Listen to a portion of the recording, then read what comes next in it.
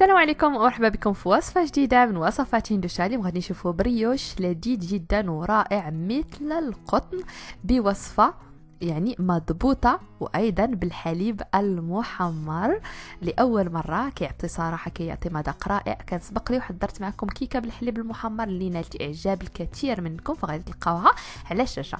دابا نخليكم مع المقادير. فغادي نحتاجوا لهنايا كاس من الزبدة المذابة تقريبا ما يعادل 130 غرام، وايضا كاس من السكر ما يعادل 180 غرام، 2 كؤوس من الماء الدافئ، ضروري خاص يكون ماء دافئ ما يعادل 330 غرام، 4 ملاعق من الحليب المحمر. هذا خديت حليب بودره نيدو او اي نوعيه، المهم حليب بودره. وضعته في مقلاة وحمرته حتى ولا اللون ديالو يعني محمر. كنحتاجوا 2 بيضات، ملعقه كبيره من خميره الخبز، ملعقه صغيره من خميره الحلويات، وفانيليا والملح والدقيق تقريبا 700 غرام. فالمقادير غنضع لكم على الشاشه بالعربيه والفرنسيه، وتلقاوها ايضا على موقع وصفات هندوشا. ففي اناء غادي نوضعوا السكر والزبده. فهنا كنت ذوبت الزبده من بعد ما مدات لي في الكاس، فماشي مشكل. فغادي مساعده ملعقه غادي نخوي الزبده ديالي كلها، الزبده المذابه. ومن بعد غادي نضيف لها بيضتان، كنحرك جيدا، ومن بعد كنضيف الملح القليل جدا، وايضا كنضيفو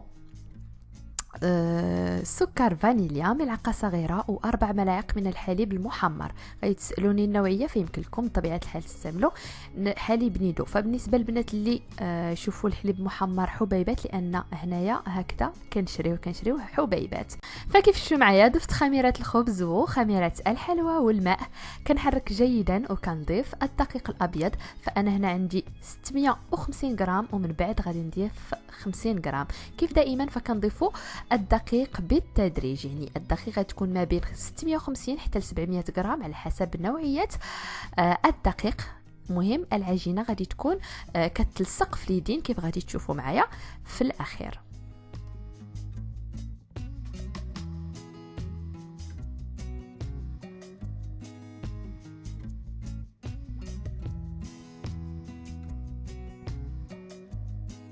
فمن بعد كنحصلوا على عجينه اللي كتكون بهذا الشكل هذا، فهي كتلصق في اليدين وفي نفس الوقت تكون مطاطيه يعني كتجبد. فكندهنوها بالقليل من الزيت النباتيه، كنغطيوها بفيلم الاليمونتير، وكنغطيوها بفوطه خاصه بالمطبخ. فانا غادي نغطيها بجوج فوطتين، يعني بفوطتين يمكن لكم تغطيوها يعني بفوطه اللي كتكون ساخنه. كنوضعوها في واحد المكان ساخن واحد مده ساعه ونصف حتى كيتضاعف الحجم ديالها.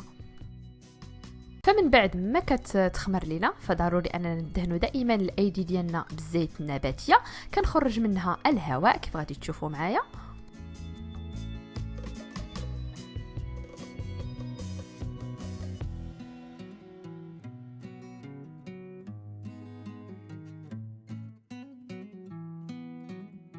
وفي مول اللي كيدخل للفرن اللي كنوضعوا به ورق الزبده، كنشكلوا العجينه ديالنا الى كويرات. كيف شفتوا اليدين دائما مدهونين بالزيت النباتيه، كنشكلوهم اما دوائر صغيره او كبيره فعلى حسب الرغبه.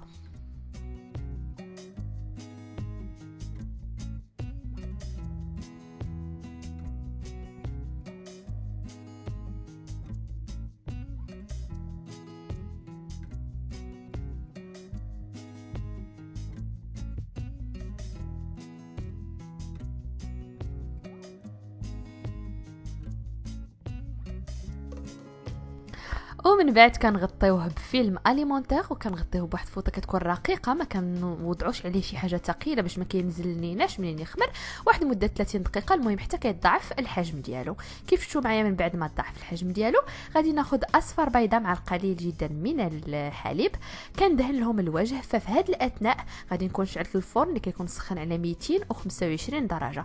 كنخلي الفرن واحد 5 دقائق يسخن جيدا. بلا ما انا غادي ندهن لي بغيوش ديالي بصفار البيض مع الحليب، وغادي نزينو باش ما حبيتو اما بالسكر حبيبات اللي كيتباع خاص بلي بريوش، او بالسمسم او جنجلان. فباش ما حبيتو يمكن لكم تخليوهم عاديين. فعلى فكره يمكن لكم تنسموا حتى العجينه بالزرارع كيف ما حبيتو. من بعد كندخلوه للفرن اللي كيكون ساخن كيف قلت لكم على 225.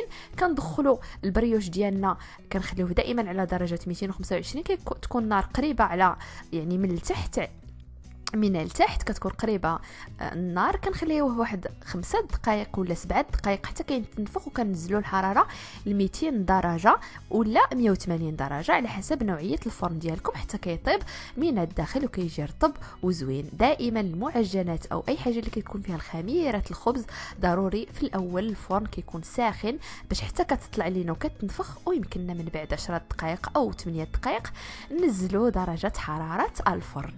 فبالنسبه لطريقه الاحتفاظ بهم، فكتاخذوا من بعد ما كيبرد لكم البريوش، يعني من بعد مرور ساعه او ساعه ونصف، فكتاخذوهم كتوضعوهم في اكياس بلاستيكيه محكمه الغلق وكنوضعوهم في المجمد. يعني كيف قلت لكم ضروري من بعد ساعه او ساعه ونصف دائما يبقاو رطبين وشادين الرطوبيه ديالهم. وكنخليو بالنسبه للكميه اللي بغينا ناكلوها في هذاك اليوم او يومين، فكنوضعوها اما في كيس بلاستيكي محكم الغلق او علبه محكمه الغلق، فكيجلسوا تقريبا يومين 3 ايام رطب.